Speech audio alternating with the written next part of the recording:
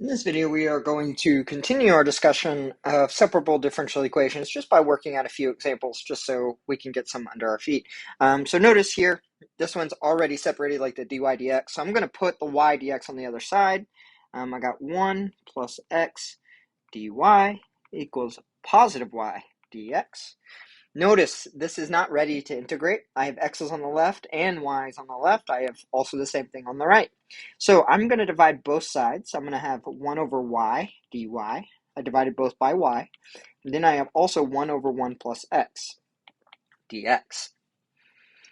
All right, take a moment, make sure you're good with that. Just divided. Okay, now that I have the dy with y's and dx with x's, since it is separable, I can differentiate or integrate. So I integrate here. The note at the above, I didn't read it off to you, but it's just talking about the methods that will be used on exams. That used to say quizzes. I used to give quizzes.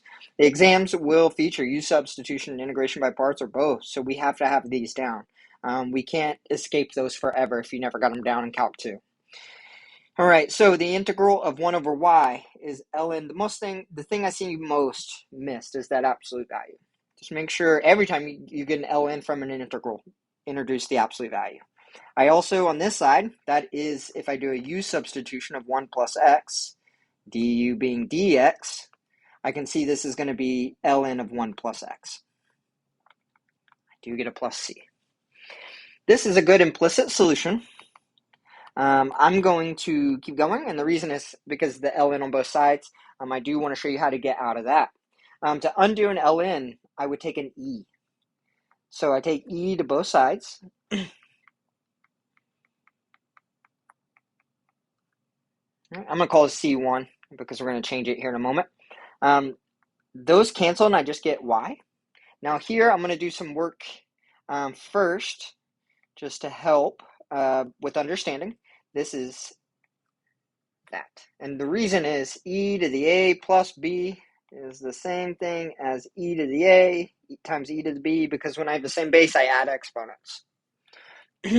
Now this here is just a constant. E to the c1 is a new constant. So what I'm going to do is just call it a big C and put it out front. I got absolute value of y is a big C, and then the e to the ln there goes away. Let me get that. Now, we still haven't solved for y for an explicit, so how I do that with a absolute value is I just put a plus or minus. And there's my solution. This is my explicit solution. Now, they could give us an IVP, and we could solve for that C. In this case, they did not. One thing I do want to note, and it's a note down at the bottom, is that we are really just thinking about separating these like dy and dx's. It works out for us.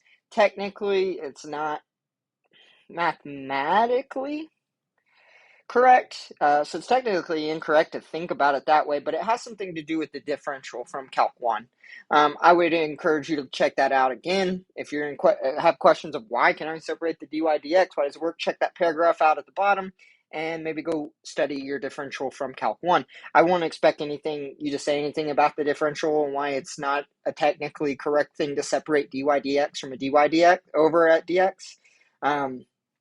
But I just want to make sure we're technically understanding that we really don't separate dy dx. It works out because of the differential.